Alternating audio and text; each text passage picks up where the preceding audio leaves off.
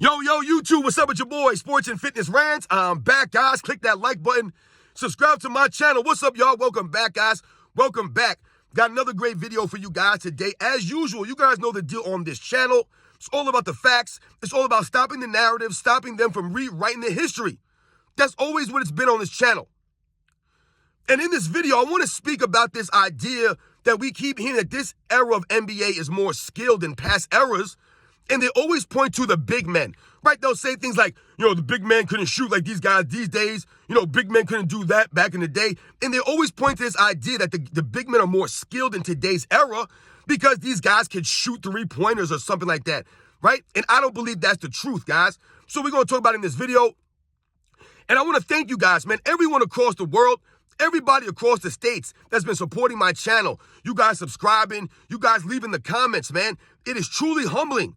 You guys, man, doing this stuff, it means a lot to me, man. It really does. You guys donating monetarily to my channel, all that stuff, guys. It is truly humbling. I know I'm a small channel. My videos are not fancy. They're not flashy. I don't really have anything to offer you guys, right? The people that are in my membership, shout out to my members. I don't really have anything to offer you guys except for the videos, except for the info that I have, right? And my view on things based off of what I watched growing up. So thank you to everybody out there, guys. I'm truly humbled, man. And you guys know what to do. Turn the volume all the way up. Hit that play button. Remember, these videos are for educational purposes. And let's roll. So, yes, guys, every single time we hear one of these ex-NBA players, we hear one of these so-called analysts, right? We hear these people talk about this era of NBA, right? They'll always mention that this era is more skilled. They always like to say that word. They use that term skilled, even though there's no way for you to put a value on it, right? What determines skill? I'm still trying to figure out how they're judging skills. How are we ranking this, right? I don't understand what that means. But when they say these things, they'll often point to the big men that could shoot. And they'll say things like, there was no centers that could shoot threes like that in Michael Jordan's era. These guys were more skilled. Those guys back then, they couldn't play basketball like that. They couldn't shoot like that. And they say that as if that's really impressive, what these guys were doing, as if that's a real skill to just be standing out there chucking three-pointers. But the main thing here in this video we must remember is that there were big men back in the 90s that could shoot. There were big men. The only difference is these guys did not shoot 7, 8, 9, 10 threes a game. Maybe they shot 2, 3, 4, 5 threes a game. But there were definitely big men, quote-unquote big men, that could shoot threes. Because one thing we must think about here, right? When they say big men, what are they really saying? Because in the NBA these days, there really are no quote-unquote big men, right? They'll have these stretch fives or these stretch fours. But the centers of today's NBA are 6'9" or 6'10", right? There's not many 7-foot, legit 7-footers in the NBA, right? And the big men don't play big. These guys are out in the perimeter, right? And that's what they're trying to point to as it being more skilled. So when we think about the 90s, right, because they're always talking about the 90s era to tear down Michael Jordan, right? We get this. They make it seem as if these guys couldn't shoot or as if there were no big men that could shoot. When in reality, there were many guys in the 90s that were considered stretch fours, stretch threes, right? Big men, guys who were 6'8" and bigger that could shoot. So I wrote down some of these guys' names just so I didn't forget some of them. But we need to think about someone like Larry Bird first, guys. Because now Larry Bird is not what I would consider a 90s era player, right? He's an 80s era player. But when we think about Larry Bird, the one thing that I think we forget about Larry Bird is that the man was 6'9". Oftentimes people talk about Magic Johnson being a 6'9" point guard, which is very impressive, right? It's rare. We don't see those things, right? But when we think about Larry Bird and his shooting abilities, the man was 6'9", damn near 6'10", with the range of a guard, a shooting guard, right? With the pure shooting touch of anybody in NBA's history. One of the greatest pure shooters in NBA's history, Larry Bird. When you combine his pure shooting ability, his mid-range game, and his clutch shooting, you can argue Larry Bird's the greatest shooter in NBA's history. Not Steph Curry. Steph Curry might be the greatest three-point shooter in NBA's history, but give me Larry Bird over Steph Curry any day for a last-second shot in the clutch. Give me Larry Bird. It's not even close. So Larry Bird being 6'9", shooting the way he could in the 80s, that's pretty impressive, man. There wasn't many people doing that at 6'9" in them days. Let's not forget that the three-point line was instituted in the 80s. So it wasn't like these guys were used to shooting threes, working on three-point shooting, and yet and still Larry Bird was still effective at 6'9". So for me, that seems like a big man that could shoot, even though Larry Bird plays small forward. His size in today's NBA, he would be a 4 or a 5. So that's off the jump right there, Larry Bird. But let's think about some of the guys in the 90s. We think about someone like a Sam Perkins, right? Big Smooth. Sam Perkins, who played for the Lakers in the 1991 NBA Finals, played for the Seattle Supersonics in the 1996 NBA Finals. Sam Perkins was just a winner. Sam Perkins, who played with Michael Jordan at North Carolina, was 6'10", power forward, a little bit of center. And he was known for the outside stroke, for stretching defenses, bringing the big men out to the three-point line. This is Sam Perkins in the 90s, y'all. One of the early big men, right, that I can remember that could stretch the game. Let's not forget, Sam Perkins hit the game winner in Game 1 of the 1991 NBA Finals. That's right, that was Sam Perkins, y'all. Game-winning three. Shout out to Sam Perkins, 6'10". He could shoot in the 90s, right, stretching the floor. The man's got a career average of 38% from the three-point line. When I told you guys, they only shot about 4 or 5 a game, if that. So shout out to Sam Perkins. Detlef Schrempf, one of my favorite European players from the 90s. Detlef Schrempf, 6th Man of the Year award winner, right? One of the really solid all-around power forwards of that era, right? He was Dirk Nowitzki before Dirk Nowitzki, guys. Not saying he's as great as Dirk Nowitzki, but he was from Germany. He was 6'10", power forward. He was a better playmaker than Dirk Nowitzki. And he was a really good shooter from outside. I believe he's a 37 or 38% career three-point shooter. Detlef Schrempf, a big man that could stretch the floor, right? These guys were doing this in the 90s. They could do this. And like I said, whereas someone like a Sam Perkins wasn't known for putting the ball on the floor and being a playmaker, Detlef Schrempf at 6'10" could put the ball on the floor and playmake. I told you, going into the 96 finals, they were debating who was better all around, Scottie Pippen or Detlef Schrempf, guys. I'm telling you, they were having that conversation. Detlef Schrempf, shout out to him, could stretch the floor. Big man that could shoot, that had skills. We think about someone like a Bill Laimbeer. Now, we would consider Bill Laimbeer more of an 80s player, but once again, Bill Laimbeer played center, right? About 6'10", 6'11".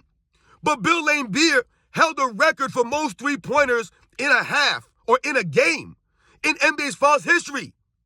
He actually held that record for a time. Bill Laimbeer, a center, set the record for threes in a game in the finals. This is Bill Laimbeer, guys, a guy that can step out on the perimeter and make a jump shot. No, he's not taking 10 threes a game, but he's taking 3, 4, 5 threes a game, right? And shooting it at a decent clip. Bill Laimbeer, guys, the guy who's known for being an enforcer, for being a hard-nosed, dirty player, could step out and knock down a jumper, guys. That was Bill Laimbeer in the 80s and into the early 90s. We think about guys like Matt Bullard, who played for the Houston Rockets with Hakeem Olajuwon. Matt Bullard, 6'10", 6'11", could step out onto the three-point line and knock down jump shots. You guys don't even know who Matt Bullard is. But this guy was doing this in the 90s. Was he taking 10, 8, 9, 10 threes a game? No, he was not. But these guys will take 2 or 3 threes a game, and they will shoot it at a decent clip. All these guys that I'm mentioning are shooting the three-pointer 37, 38, 39% for their careers. We think about Clifford Robinson, Uncle Cliffy, right? 6'10" power forward, played for the Portland Trailblazers for many years, and then he bounced around for some teams towards the end of his career, right? But you guys remember Clifford Robinson in the 1992 NBA Finals, right? Against the Chicago Bulls. Clifford Robinson, who developed a very reliable jump shot, right, could step out to three-point range and knock it down. Uncle Cliffy, rest in peace. Another big man that can step out and hit the jumper in the 90s. Another guy, Tom Chambers. Tom Chambers, another power forward, 6'10", right? All-Star game MVP, right? Multiple-time All-Star. played for the Phoenix Suns, the Seattle Sonics, right? Was on the Phoenix Suns team in 93 that went to the finals. Tom Chambers, a big man that can step out and hit the jumper. That's Tom Chambers, yo. Also was a high flyer. Shout out to Tom Chambers.